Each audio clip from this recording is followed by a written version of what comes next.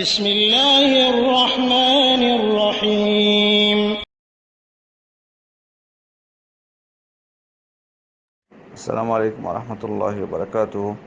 আমাদের আরেকজন ভাই প্রশ্ন করেছেন যে আমরা আলোচনার মধ্যে বলেছি যে আশুরার রোজার বিষয়ে যে 10 তারিখে রোজা রাখবে।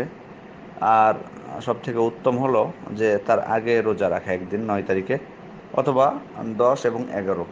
উনি বলছেন যে আমরা যদি 10 তারিখে কোনো কারণবশত ডিউটি বা কারণবশত না রাখতে পারি, তাহলে 9 বা 11 তারিখ রাখলে কেমন হয়। মূলত দেখুন, এখানে মূল রোজা যেটি উদ্দেশ্য সেটি হলো 10 তারিখে। এই জিনিসটি আমাদের বোঝা লাগবে, এবং আলোচনার মধ্যে আমি জিনিসটি বারবার বলেছি যে মূলত রোজা যেটি সুন্নাত সেটি হলো 10 তারিখে, এবং এটি রাসূল সাল্লাল্লাহু আলাইহি ওয়াসাল্লাম রাখতেন। কিন্তু তিনি যখন দেখলেন যে ইহুদিরা রাখতেছে, ওই জন্য তিনি তাদের খেলাফ করতে বললেন, তাদের বিরোধিতা করতে বললেন, এবং বললেন যে তোমরা তাহলে আগের দিনও রাখো, বা আমি আল্লাহ বাসাই রাখলে সামনের বছর রাখবো। এই ধরনের যেটি তিনি উক্তি করেছিলেন, সেটি আপনাদের সামনে আমরা উল্লেখ করেছি।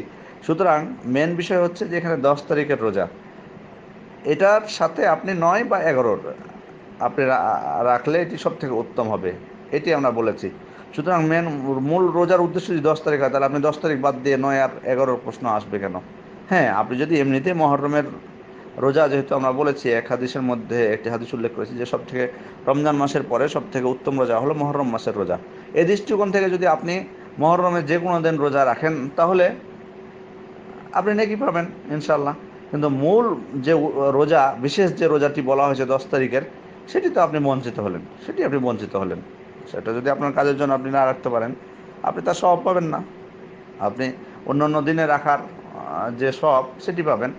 আর 9 তারিখ আর 11 তারিখ হলো যে, এটা হলো যে 10 তারিখের সাথে রাখা, 10 তারিখের সাথে হয় 10 তারিখের আগে রাখা অথবা পরে রাখা, এটি উদ্দেশ্য।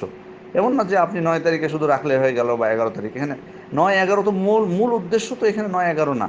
এখানে উদ্দেশ্য হলো 10, মানে তাদের বিরোধিতা করা, 10-এর সাথে একটা মিলানো। হ্যাঁ, আমি যেমনটি বললাম যে হ্যাঁ, 9 11 রাখলে আপনি নেকি পাবেন। মহরমের মাসের স্বাভাবিক, যেহেতু বলা হয়েছে যে মহরমের রোজা মহরম মাসের রোজা রমজান মাসের রোজার পরে উত্তম, সেই দৃষ্টিকোণ থেকে নেকি পাবেন, কিন্তু 10 তারিখের যে নেকি সেটা আপনি পাবেন না। আসসালামু আলাইকুম রহমতুল্লাহ।